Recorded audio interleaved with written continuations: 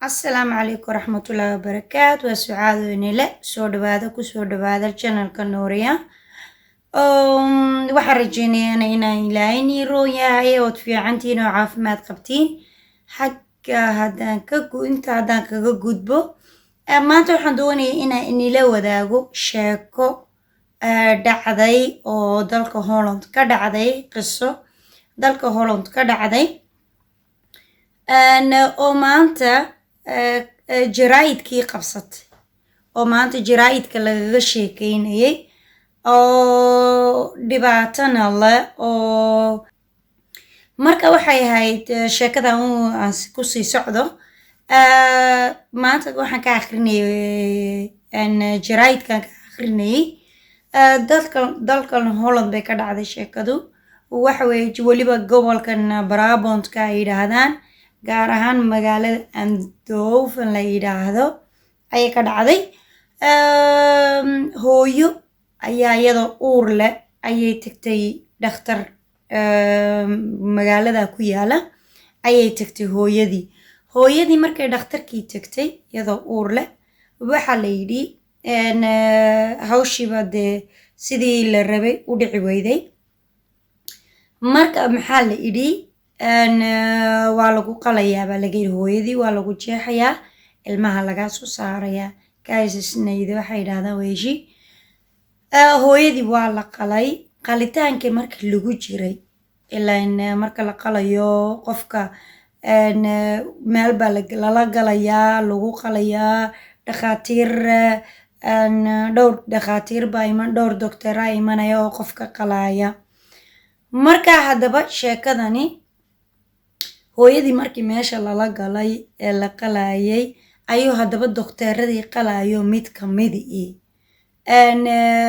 qalitaankii uu waday dee qalabkii uu ku qalayuu haystay, mididii iyo wixii uu haystay ayuu qabtay oo horay usii geliyey. marka la qalayo qofka inaa maarata hoos usii dhaadhacdid maaha, gunta inaad sii gashid maaha, waayo ilmihiibaa damage uu samaynaysaa. marka dhakhtarkani kamuu fiirsan, uu qabto uuna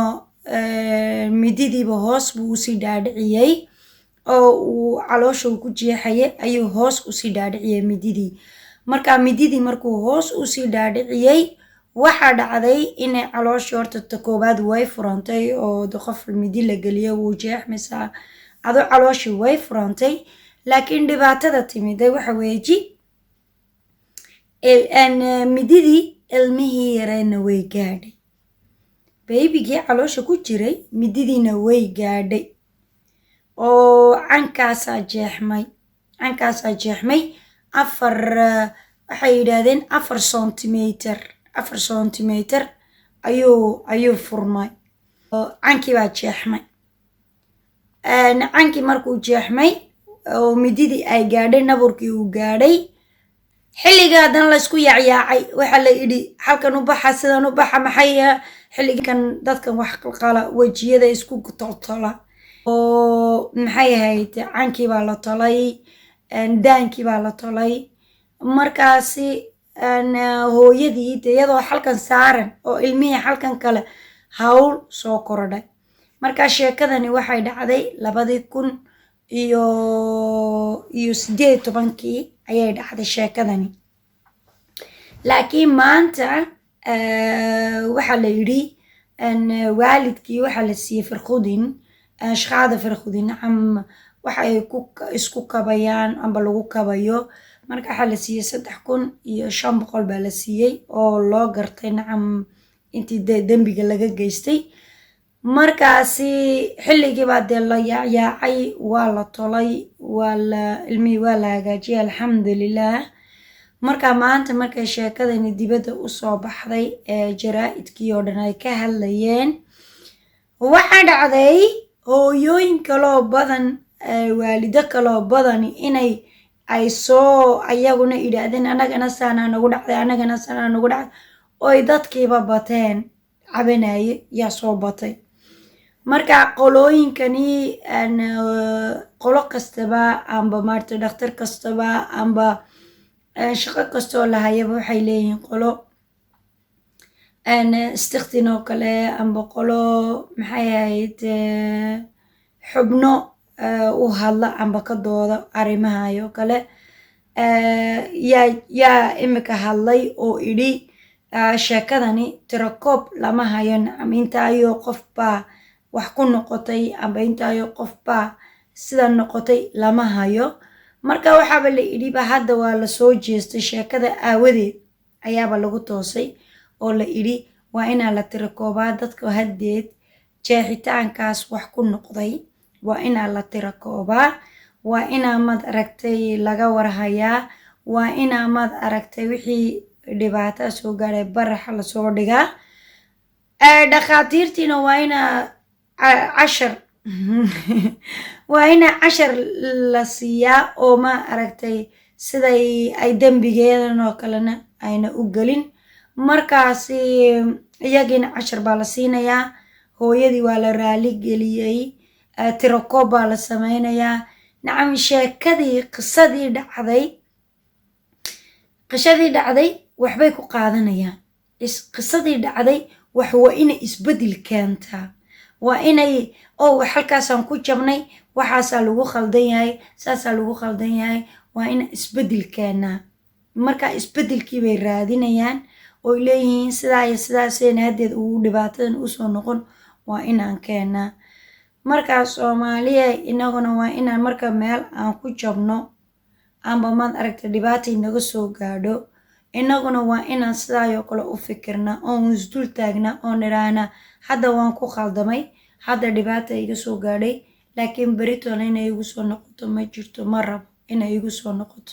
waa inaan ka hortagnaa oon ayna sidayna usoo noqon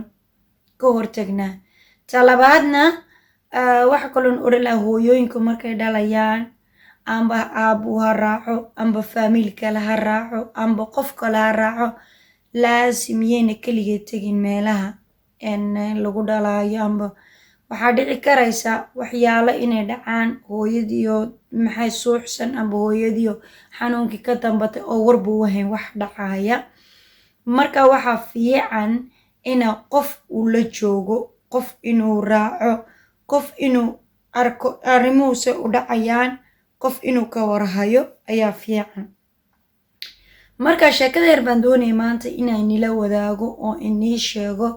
sidaad maad aragtay aad markaa dhakhtarada tegaysiin aad u digtoonaatiin wax kasta way dhici karayaan wax kasta way iman karayaan khaladaadkuu iman karayaa marka waxaa fiican inaad marka dhakhtarka tegaysid weliba siiba marka maaragtay wax muhiim oo sidan oo kale markaad aad lagu siinayo amba aad qabsanaysid waa inaad laba qof aad ku tagtiin uu qofka kale uu kaa warhayo arrimahaaga uu kaa warhayo waxa ku haya uu kaa warhayo xaaladaadu siday tahay iyo haddii wax loo baahdoba siduu maad aragtay uu kugu jawaabi lahaa amba uu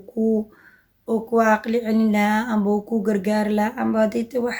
kalaba ay jirtoba uu kuu qaban lahaa marka waxa fiican meelaha caynkaaya markaad tegaysiin laba qof isku raaca 3 qof isku raaca iska warhaya qofka waa in xaaladiisa laga warhayaa waxa dhacay waa inaad ogaatid marka sidaayoo kale waxaan doonayay intaan nila wadaago sheekadani maanta jaraayidkii bay qabsatay oo laga yaabay nacam ilmaha yare ee hadda caloosha ku jira biyaha ah sidoo nabarku ugu gaadhay calooshiisa ilaayo caloosha hooyadii waan jeeda ilaayo 4 centimeter ay u furmeen cajiib markaas inta arbaan doonay inaan nila wadaago maanta oo aad nigu dhiirigeliyo inaad digtoonaatiin inaad maad aragtay inaad iska warhaysiin inaad maad aragtay aad ogaatiin waxa ka dhacaya ayaan jeclaystay maanta inaan soo ogeysiiyo marka intaasaan doonay inaan nila wadaago markaas waxaan leeyahay sidaa iyo fiidiyoga dambe xiga waxaan rajeynaya inaad ka heshaan igaga tegayaa fi amaanillaah ilaahay nagu nabad yeel meeshaad joogtiin maca salaama bye